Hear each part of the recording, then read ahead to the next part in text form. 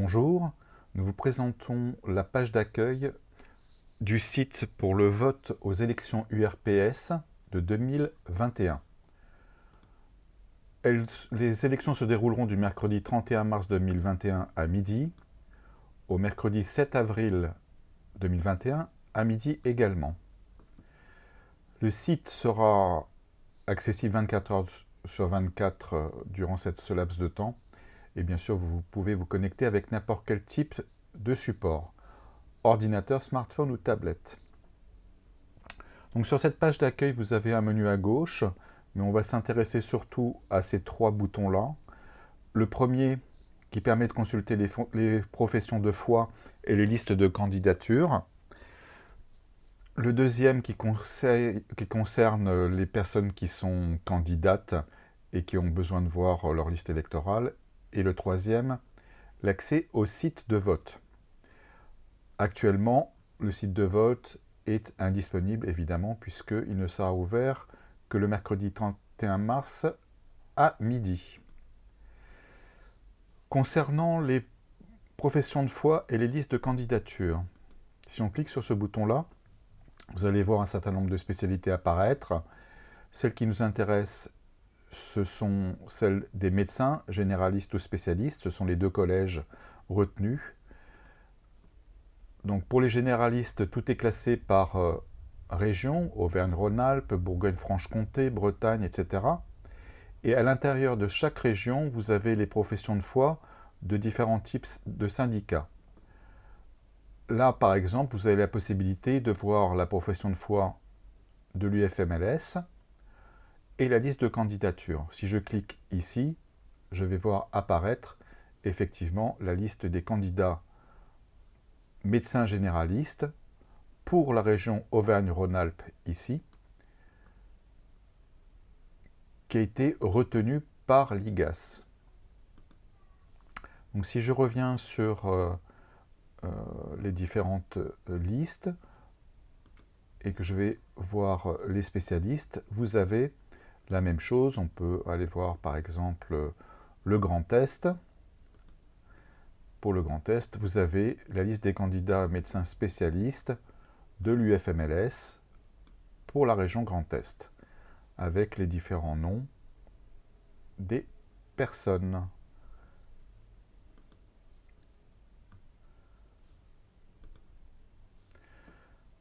Pour ceux qui ont besoin de consulter leur liste électorale, il suffira de cliquer sur ce bouton-là. Maintenant, passons à l'authentification pour le vote.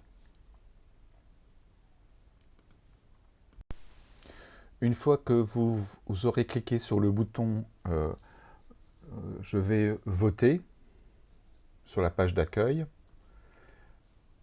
qui se trouve ici, j'accède au site de vote, eh bien, vous avez la possibilité de rentrer votre identifiant. Qu'est-ce que c'est que votre identifiant? En principe, c'est un numéro à 8 chiffres, 8 caractères alphanumériques, que vous avez reçu par la poste, à votre adresse professionnelle ou personnelle.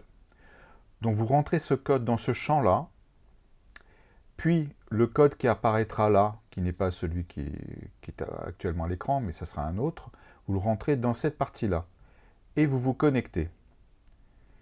Si vous n'avez pas reçu vos codes, vous pourrez, dans cette partie de l'écran, cliquer ici pour faire une autre procédure pour pouvoir avoir tous les accès possibles. Vous arrivez sur l'écran de demande de renvoi de code de connexion.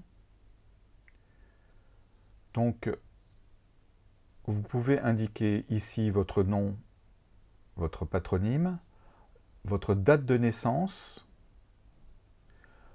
le code commune de naissance, le numéro RPPS.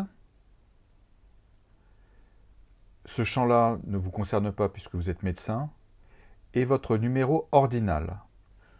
Pour le numéro ordinal, certains numéros sont spécifiques. Quand, par exemple, en troisième position, il y a le chiffre 1. C'est ce qu'on va voir tout de suite.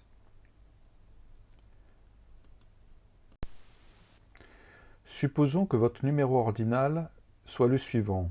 Vous avez 87 comme numéro de département, le 1 en troisième position, puis les 5 autres chiffres pour la fin du numéro ordinal. Eh bien, le système n'acceptera votre numéro ordinal que si vous remplacez ce 1 par une barre oblique. Donc, il deviendra 87, barre oblique, 2, 3, 4, 5 et 6. Et c'est ce numéro-là que vous devrez rentrer dans le système.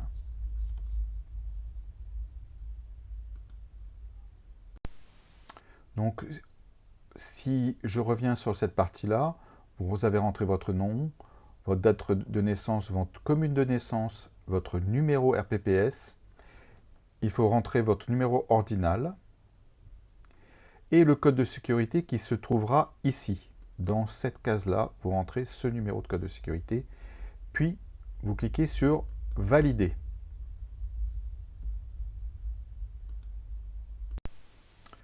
Donc, pour récupérer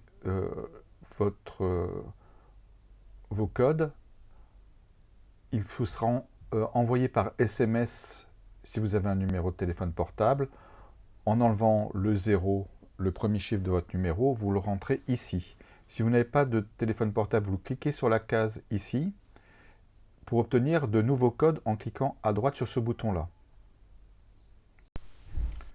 Une fois que vous aurez cliqué sur le bouton « Obtenir de nouveaux codes », ils vous seront, bien sûr, votre identifiant sera envoyé par SMS ou, si vous n'avez pas de portable, par messagerie vocale sur votre ligne fixe. Pour les médecins qui ont demandé de nouveaux codes d'identification, donc il faudra revenir à la plateforme de vote en cliquant sur le bouton sur la page d'accueil, et ici vous pourrez rentrer vos codes qui vous ont été envoyés par SMS ou par messagerie vocale. Vous rentrez votre code de sécurité comme d'habitude et puis vous cliquez sur connexion. Une fois que vous avez cliqué sur connexion, on va vous demander, vous allez pouvoir recevoir un mot de passe. Vous rentrez votre numéro ordinal dans ce champ-là, votre téléphone portable. Si vous n'avez pas de téléphone portable, c'est la même chose que précédemment, c'est-à-dire que c'est votre ligne fixe qui va recevoir un appel vocal avec le numéro dit oralement. Et puis, vous cliquez sur « Recevoir le mot de passe ». Une fois que vous avez reçu votre mot de passe, c'est sur le même écran que vous allez le voir apparaître, il y aura écrit « Envoi du mot de passe ». En réalité, c'est vous avez déjà reçu votre mot de passe par SMS ou par messagerie vocale, et vous rentrez votre mot de passe. Donc il y a vraiment deux phases. Il y a une phase où vous rentrez, vous avez besoin de vous identifier et de récupérer vos identifiants, et il y a une phase où vous récupérez votre mot de passe qui vous sera envoyé, et vous l'indiquez ici. Une fois que vous vous êtes connecté, vous avez rentré votre mot de passe et vous cliquez sur connexion, vous rentrerez dans l'espace de vote. Une fois que vous êtes connecté à votre environnement de vote, vous allez apercevoir différentes listes. Ici, les deux exemples qui sont pris, ce sont des listes de syndicats d'orthophonistes. Mais pour ce qui vous concerne, ça sera soit des listes de généralistes, soit des listes de spécialistes. Pour ce qui concerne l'aspect des listes, à quoi ça va ressembler? Ici, je vous présente un exemple qui commence par deux lettres pour liste candidat, LC. Ensuite, médecin, et puis la région Auvergne-Rhône-Alpes, le collège généraliste, et enfin, en dernier, l'acronyme du syndicat. Là, en ce qui me concerne, c'est UFMLS, pour Union française pour une médecine libre, syndicat. Et vous avez la même chose pour ce qui concerne les spécialistes, le collège des spécialistes.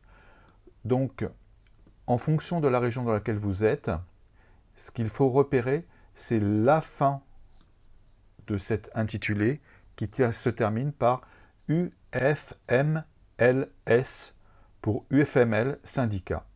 Pour cet exemple, il n'y a que 2 listes, il peut y en avoir beaucoup plus. Et vous pouvez soit consulter la profession de foi pour voir ce que les différents syndicats proposent, et ensuite vous pouvez faire votre choix. Alors vous pouvez faire votre choix que sur une seule liste, ou vous pouvez voter blanc. Ensuite vous cliquez sur Suite. Une fois que vous avez cliqué sur Suite, votre choix est rappelé ici. Là c'est l'exemple des orthophonistes de PACA pour le syndicat numéro 1, avec un certain nombre d'orthophonistes qui sont sur cette liste. Soit votre vote ne vous convient pas, ou votre choix ne vous convient pas plutôt, parce que le vote n'est pas encore définitif, vous pouvez cliquer sur le retour. Et bien sûr, vous pouvez cliquer également sur « Je vote » si vous êtes sûr de vous. Une fois que vous avez voté, vous avez un écran qui va apparaître, qui s'appelle « Preuve de vote ». Donc vous avez le rappel de ce que vous avez fait. Vous avez voté pour l'élection des médecins généralistes Provence-Alpes-Côte d'Azur, par exemple, et votre vote aura été enregistré à la date à laquelle vous aurez voté, et à l'heure que vous aurez voté. Vous avez la possibilité de télécharger votre preuve de vote, et vous avez aussi la possibilité de la recevoir par un email. Donc vous pourrez l'indiquer dans cette partie-là, et vous indiquez votre email là, et vous cliquez sur « Envoyer ». Et une fois que vous avez fait ça, vous pouvez vous déconnecter.